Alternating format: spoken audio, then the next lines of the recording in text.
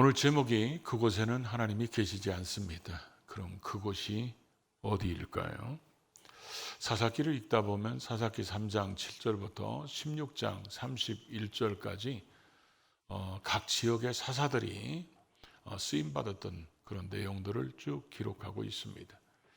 그러고 나서 이 사사기를 결론을 내리는 사사기의 저자가 누구인지는 성경에 밝혀져 있지는 않지만 이 저자의 의도를 보면 이 350년 동안 이 사사시대 통치 속에서 그들이 왜 죄악을 졌는가, 그래서 우리 다가오는 자자손손들에게 하나님 앞에서 우리가 어떻게 살아야 될 것인가를 영적인 교훈을 주기 위한 두 가지 샘플을 얘기하면서 결론을 맺습니다.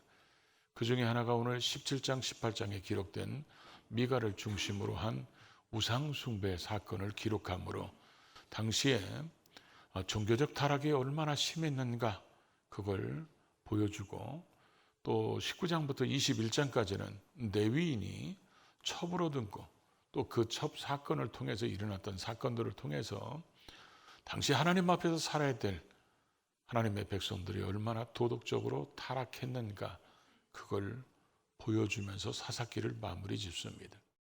오늘 본문에는 미가라는 사람이 등장합니다.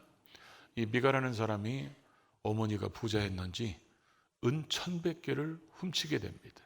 그래서 은 1,100개가 뭐 다른 단위인지 아니면 세겔이란 단어인지는 잘 모르겠어요. 성경에 그렇게 나와 있지는 않으니까. 그래서 세겔이라고 번역한 번역서들도 있는데 이게 1,100개가 굉장히 큰 돈입니다. 그래서 연봉을 이 당시 제사장을 세워놓고 은 10개를 주겠다 이런 걸 보면 제사장이 당시 받았던 월급으로는 뭐요? 이게 110년을 받아야 되는 엄청 큰 돈입니다. 이걸 훔치니까 자기 재산이 푹 들어가니까 이 어머니 입장에서는 어떤 놈이 훔쳐갔어. 그래가지고 우리 막 옛날에 저주하는 소리 많이 하던 사람이 있었잖아요. 그래가지고 이놈의 새끼 돌아다니다가 벼락 맞아 죽어라 뭐 이런 일로 시작해가지고 별 저주를 다 했을 거예요. 근데 이 훔쳐간 아들이 훔쳐갔거든요. 아들이 그 저주의 얘기를 들으니까 저 저주대로 만약에 임하면 자기는 인생 망가지게 생겼어요. 그러다 보니까 어머니한테 그걸 찾았다고 갖다 드립니다. 그러니까 어머니가 그걸 눈치를 챕니다. 그래서 이 당시 사람들은 자기가 여호와 이름으로 저주를 하면 그걸 풀으려면 여호와 이름으로 축복해 줘야 된다. 그래가지고 여호와 이름으로 자식을 축복합니다. 그런데도 마음 한쪽에는 찜찜했나 봐요. 그래서 나중에 그 돈에서 은 200세겔을 잘라가지고 그 200세겔을 여호와께 드린다 이렇게 하면서 그 돈으로 신상을 새기고 신상을 부어서 만듭니다. 그래서 이 신상이 생기니까 미가 입장에서는 이제 어머니가 200세겔의 거금을 들여서 자기에게 신상을 만들어 주니까 이 신상을 모실 수 있는 신당이 필요하죠. 그 신당을 만듭니다. 신당을 만들어 놓으니까 이 신당에서 제사를 드릴 제사장이 필요한 거예요. 그 제사장이 입을 옷도 만들어 놨는데 제사장 할 만한 사람이 마땅한 사람이 없으니까 자기 아들 중에서 한 사람을 제사장을 시킵니다. 그리고 또 우상인 드라빔을 또 만듭니다. 이 드라빔은 우리가 창세기에서부터도 나옵니다. 이 드라빔이. 그래서 가정 수호신인 이 우상을 만들어 가지고도 다니고 집에다도 두는 이 드라빔 우상까지 만듭니다. 그러다 보니까 이제 외형적으로는 어느 정도 하나님을 섬기는 것처럼 잘 되어 있는데 문제가 뭐냐면 아무래도 아들이 제사장 하니까 찝찝해요. 그래서 이제 고민하고 있을 때 한 또돌이 레위인을 만나게 됩니다. 그래서 이 또돌이 레위인을 만나가지고 이차저차 얘기를 들어보니까 야, 너 우리 집 제사장 해라. 내가 너희한테 연봉 은 10개 주겠다. 옷 한 벌씩 주겠다. 그리고 우리 아들처럼 먹고 마시고 다 해주겠다. 그러니까 이게 거처할 데가 없어가지고 또 돌아다니던 이 레위인 청년의 입장에서는 이런 조건이 없는 거예요.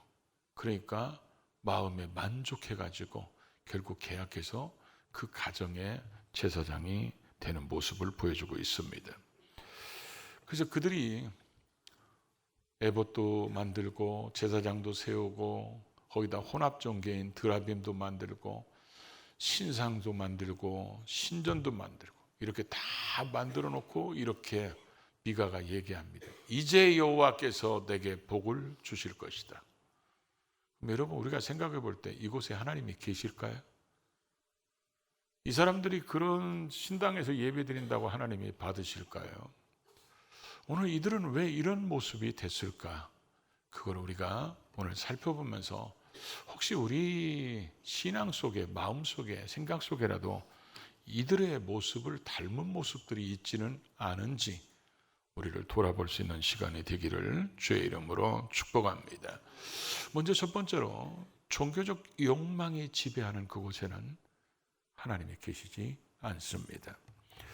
미가의 어머니가 은 200세겔을 딱 떼어서 이렇게 얘기합니다. 여호와께 드리겠다는 거예요.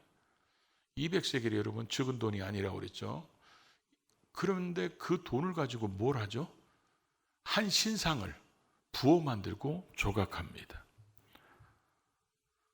그러고 나서 자기 아들에게 주고 그 아들은 그걸 모시기 위해서 신당을 만들고 그들이 그렇게 하나님을 그렇게 섬긴다 해서 하나님이 그곳에 거하시고 하나님이 그 예배를 받으시지 않을 거라는 거죠.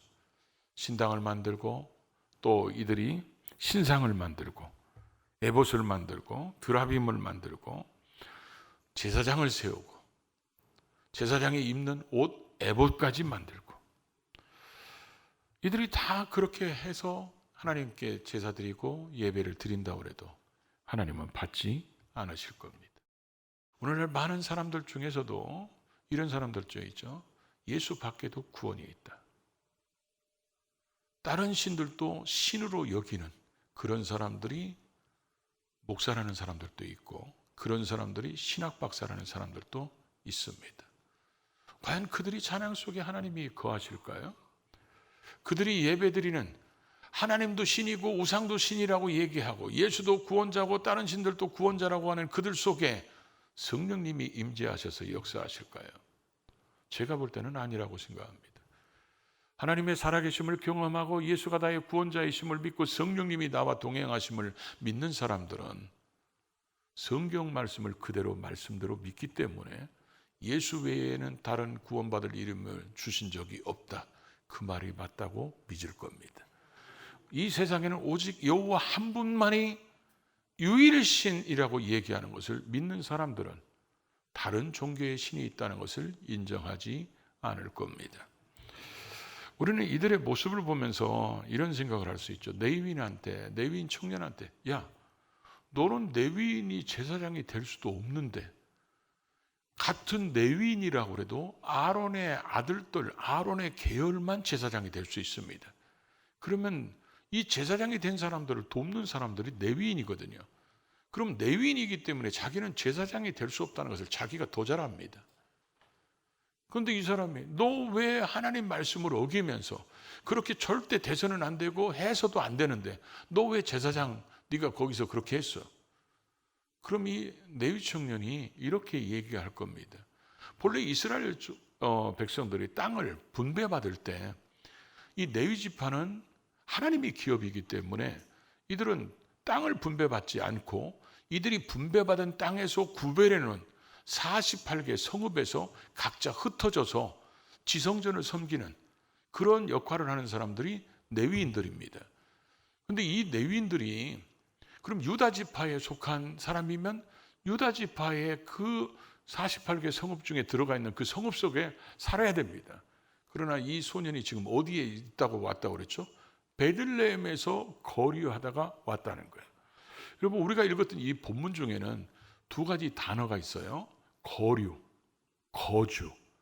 이 단어가 의미가 전혀 다릅니다. 거주는 거기에 머물러 사는 겁니다. 특별히 이스라엘 백성들에게 거주지는 하나님이 정해주신 그 지파의 땅에서 그 레위인에게 구별한 그 성읍에서 거기서 안정되게 살아가는 것이 거주입니다. 그런데 이 거주지에서 떠나서 돌아다니는 삶이 거류입니다. 거류. 그러니까 지금 이 사람이 거류하였다는 거예요. 예루살렘에서 유다 지파에서 살다가 그 성읍 속에 살다가 베들레헴에 가면 살 수 있을까? 그래가지고 거기서 거류하다가 또 다른 데 가서 거류하다가 그래갖고 결국 이 미가가 있는 에브라임 산지까지 지금 왔다는 것입니다. 근데 왜 왔을까요? 그 온 이유가 뭐냐면 하나님을 왕으로 섬기는 사람들이라면 하나님의 말씀을 절대 신뢰하고 하나님 말씀대로 살으면 이 사람들이 11조를 할 텐데 하나님을 왕으로 인정하지 않습니다. 혼합 종교를 만들어 놓습니다. 이 신앙이 변질됐습니다. 그러다 보니까 사람들이 11조를 안 하는 거예요. 11조를 안 하니까 11조로 먹고 사는 제사장이나 레위인들은 백성들이 11조를 안 하니까 자기들은 굶어 죽게 생겼으니까 먹을 것을 찾아서 떠납니다. 떠나가지고 베들레헴에 가면 살 수 있을까? 그랬더니 거기도 없어. 계속 돌아다니다가 에브라임 여기까지 왔는데 요즘 표현으로 하면 노숙자가 되는 거예요. 자기가 있어야 할 곳에 거주하지 못하고 먹고 살기 위해서 떠나갈 수밖에 없는 이런 삶의 레위인이었다는 것입니다. 그런데 미간의 집에 딱 가니까 야, 너 레위인이니까 우리 집에서 제사장 해라. 그리고 내가 은 10개 줄게. 연봉도 정해졌습니다. 해마다 은 10봉, 옷도 주겠다. 우리 집에서 먹고 살아라. 자식들 같이. 그러니까 이 사람에게는 대만족입니다. 자기가 제사장이 될 수 없음에도 불구하고 자기가 굶어 죽지 않기 위해서 먹고 살기 위해서 종교라는 것을 이용해서 자기의 삶의 안위를 지금 찾으려고 이 사람이 제하는 것을 흡족하게 여기서 만족했다고 그랬습니다. 만족해가지고 자기는 여기서 제사장을 하는 사람으로 자기가 해서는 안 되는 직임을 지금 한다고 하는 모습을 보여주고 있습니다. 레위인 청년을 제가 이게 성경을 읽다 보면서 이 충격을 받은 게 뭐냐면 이 사람이 누군지 18장에 가보면 그 이름이 기록되어 있어요. 그 이름이 뭐라고 되어 있냐면 요나단이라고 기록되어 있습니다. 근데 요나단인데 그 아버지가 누구라고 기록되어 있냐면 게르솜이라고 되어 있어요. 게르솜이 누군지 혹시 기억나십니까? 게르솜의 아버지가 누구냐면 모세입니다. 그러니까 이 지금 요나단이라는 이 레위인 가짜 제사장, 이 사람이 모세의 직계라는 겁니다. 그러니까 모세의 손자인지 증손자인지 고손자인지는 밝혀져 있지는 않지만 모세의 자손입니다. 이 자손들이 사람들이 신앙이 변질되고 타락하니까 하나님 앞에서 드려야 될 것, 해야 될 걸 하지 않으니까 결국은 또 돌아다닐 수밖에 없었고, 그래서 거주하지 못하고 거류하면서 다니다가 이 미가의 제안을 듣고 하지 말아야 될 일을 지금 하겠다고 하고 그 집에 머물고 있다는 거죠. 미가의 입장에서도 그렇죠. 미가는 이제 저주받을까 봐 어머니가 신상을 만들어주고 자기도 그런 저주받지 않으려면 하나님의 이름을 부르면서 섬겨야 되니까 이 신상을 보관할 수 있는 신당을 만들고 제사장을 만들고 제사장이 입을 옷을 만들고 그러고 나서 자기가 월급까지 주면서 레위인인 제사장까지 두어가지고 일을 하는데 지금 성경이 이런 모습을 기록한 이유가 뭘까요? 당시 성직 제도가 얼마나 타락했는가. 당시 신앙인들이 자기 중심의 기복적인 신앙으로 얼마나 변질됐는가. 그리고 하나님 외에 또 다른 신이 우리를 도울지 모르니까 이 신도 섬기고 저 신도 섬기는 혼합주의 신앙을 가지고 있으면서 얼마나 영적으로 변질됐는가. 그걸 보여주기 위해서 이 사건을 선택한 거거든요. 사사기 저자가. 이렇게 했으니까 여호와께서 내게 복을 주실 것이다. 근데 하나님께서 여러분이 하나님이라면 이런 사람한테 복을 주시겠습니까? 이들의 공통적인 특징을 두 번째 보면요. 여호와를 위하여가 없습니다. 분명히 하나님께 예물도 드리고 하나님 신상을 만들고 하나님이 내게 복을 주실 것이다. 여호와를 찾고는 있지만 그들이 찾는 여호와는 하나님이 원하시는 여호와가 아니라는 거예요. 이들이 은 개를 가지고 신상을 부어 만드는 미가의 어머니가 그 만드는 이유를 이렇게 얘기합니다. 내 아들을 위하여. 자기 아들 때문에 이 신상을 만든다는 겁니다. 레위 소녀는 자기가 왜 레위인이면서 제사장이 됩니까? 자기 이익을 위해서 그렇습니다. 자기가 굶주려 죽게 생겼으니까 내가 하나님의 이름을 팔아서라도 먹고 살아야 되니까, 그래서 자기의 배를 위해서, 자기의 먹고 사는 것 때문에, 그래서 이 미가가 제의했을 때 만족했다고 그랬습니다. 만족하게 생각했다는 거예요. 자기 배를 위해서 만족하는 사람. 미가도 하나님을 위해서가 아니라 나를 위하여 너 제사장이 되라. 그러면서 레위인 중에서 이 사람을 제사장으로 삼았으니 그 의도가 뭡니까? 내가 레위인으로 제사장을 삼았다는 거예요. 근데 레위인이 아니라 반드시 누가 돼야 돼요?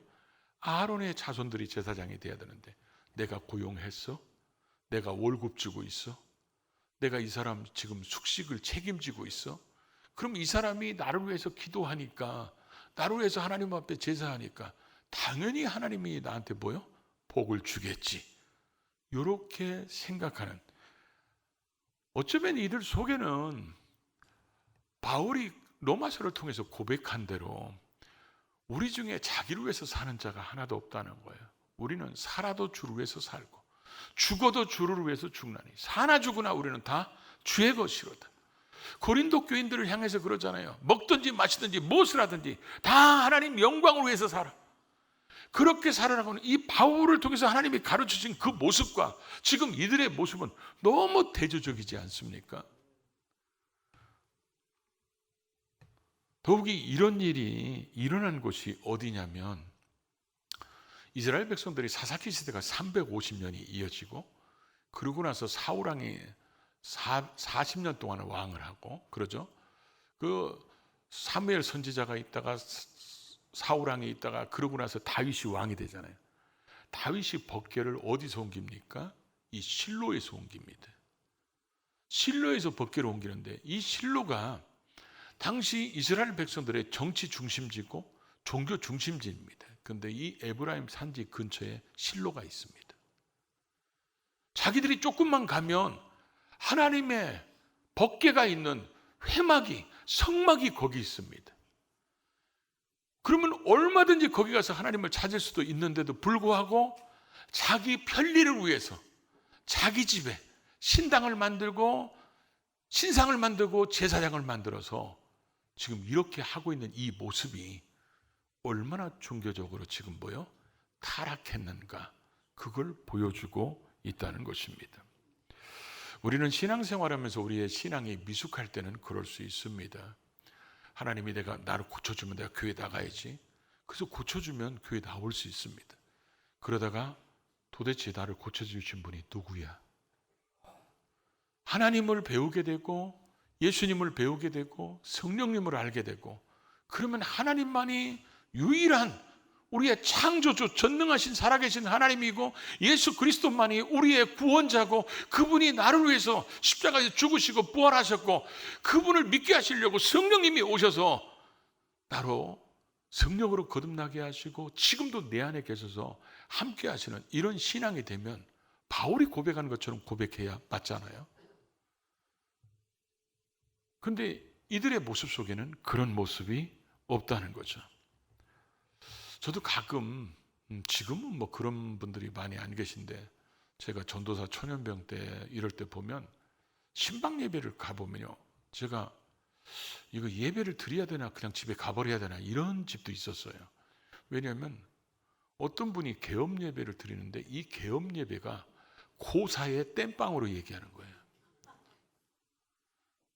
이게 하나님께서 이런 사업체를 열어주셨으니까 하나님께 영광 돌리고 감사드리고, 그리고 예배드리고 이 사업을 시작하고 이 사업의 경영자는 하나님이시고 이렇게 인정하는 게 아니라, 고사 지내고 명태 걸어놓고 실로 감아서 해놓고 이런 거는 이제 할 수는 없고, 그래도 그런 거 대신에 그래도 깨름칙 하기 전에 예배라도 드려야, 이거 땜빵으로 이렇게라도 해야 이 사업이 잘 되지 않을까. 이런 비슷한 말을 예배드리는 사람이 은연중에 말이 튀어나오면요, 가버리고 싶더라고. 내가 지금 고사 지내러 온 거야? 우리가 신앙이 없을 때는 그럴 수도 있어요. 그러나 이제 성숙해지면 그런 신앙인이면 안 되잖아요. 우리는 이제 나를 위하여, 네가 나를 위해서 기도해라. 이곳에는 하나님이 계시지 않습니다. 여호와를 위하여, 이곳에 하나님이 역사하십니다. 오직 하나님만을 섬겨야지. 하나님도 만들어 놓고 드라빔도 만들어 놓고 우상 숭배하고 혼합 종교를 만드는 그곳에 하나님 계시지 않습니다. 그들이 자기에게 주어진 그 복을 하나님 영광을 위해서 주를 위해서 살겠다는 고백이 있는 곳에 하나님이 역사하는 거지. 하나님을 이용해서 뭔가 얻으려고 하는 그곳에 하나님은 계시지 않는다는 것입니다. 이 미가 한 사람이 이렇게 종교적 욕망 때문에 만드는 이 신상, 신당 이런 것들이 또 세운 제사장이 나중에 후대를 쭉 보면 어떤 일이 벌어집니까? 자자손손이 우상숭배에 빠집니다. 그리고 나중에 이 남북이 갈라졌을 때 이 단에 금송아지를 만들어 놓습니다. 그래서 북이스라엘의 우상의 근원지가 됩니다. 여기하고 그래서 계속 이들이 나중에는 우상숭배를 얼마나 섬겼는지 요한계시록에 가보면 14만 4천 명 얘기할 때 그 지파들 얘기할 때 단지파가 없어져 버렸습니다. 근데 그 출발이 이 사람이라는 거예요. 미가라는 사람이에요. 여러분, 우리는 우리의 신앙 속에서 이런 우상적인 요소가 있지는 않은지, 내가 하나님을 섬기는 것이 하나님의 영광을 위한 것이 아니라 내가 뭔가 얻고자 하는 기복신앙 중심적인 신앙의 모습은 아닌지, 내가 살아가면서 하나님도 섬기면서 다른 것도 입으로는 행동으로는 그렇게 하지 않지만 그런 섬기는 모습으로 살아가고 있지는 않은지. 여러분, 우리를 보문합니다. 여러분을 지금 실제적으로 움직이는 게 누굽니까? 뭡니까? 이스라엘 백성들이 이렇게 종교적으로 타락하고 도덕적으로 타락했던 이유가 뭐라고 그랬죠? 하나님이 그 사람들의 통치자가 안 된 것 때문에 이런 일이 벌어졌어요. 그럼 저와 여러분의 삶 속에 진정한 통치자가 하나님이라고 인정하면 우리는 말씀대로 순종합니다. 그곳에 하나님의 역사가 일어나는 거예요. 근데 우리를 지금 움직이는 게 돈이거나 우리를 움직이는 것이 다른 것이라면 어쩌면 우리는 이들과 비슷한 신앙생활을 하고 있다는 것이죠. 왜 종교개혁이 일어났습니까? 그것은 이들 같은 모습 때문에 종교개혁이 일어난 거예요. 오늘 우리의 신앙 속에 이런 모습은 없는지, 우리가 11조를 드리는 것도 11조를 드렸기 때문에 하나님이 복을 주신다. 이건 기복신앙적인 것이 아주 강합니다. 하나님을 하나님으로 인정하면 하나님이 복을 주시고 안 주시고는 그분이 하시는 것이고, 나는 하나님의 자녀로서 내가 해야 될 하나님이 주신 것에 대한 그 기쁨으로, 감사함으로 우리가 그런 걸 드리고 헌신하고 하나님을 예배하는 자가 돼야지. 내가 이렇게 했으니까 하나님 이렇게 해주셔야지, 이렇게 해주면 하고 이렇게 안 해주면 안 하고, 이게 기복적인 신앙의 모습입니다. 하나님이 주인 되면 그런 신앙에서 탈피할 수 있습니다. 근데 하나님이 주인 되지 못하면 그런 신앙에서 벗어나지 못하고 있다는 거예요. 여러분, 곰곰이 생각해 보십시오. 여러분을 실질적으로 움직이는 주인이 누군지. 그분이 하나님이 아니면 우리는 이들의 후손과 비슷한 신앙생활을 하고 있을 수 있습니다. 오직 바울처럼 우리는 살아도 주님 때문에 삽니다. 죽어도 주님 때문에 죽습니다. 먹든지 마시든지 우리는 무엇을 하든지 하나님 영광을 위해서 사는 것이, 이것이 내 인생의 비전이고 내 인생에 사는 목적이고, 이게 진정한 신앙인의 고백이 되어야 되거든요. 이런 고백이 하나님을 왕으로 섬기는 자, 예수를 나의 진정한 구원자로 믿는 자, 성령님과 동행하는 자들이 고백해야 될 그런 고백이라는 거예요. 이런 고백을 우리가 진심으로 하면서 신앙생활을 하고 있는지, 아니면 필요에 따라서 적당히 하나님을 이용하려고 하는 모습인지 오늘 거기에서 돌아서는 것이 진정한 개혁의 모습입니다. 그런 모습이 될 수 있기를 주의 이름으로 축복합니다.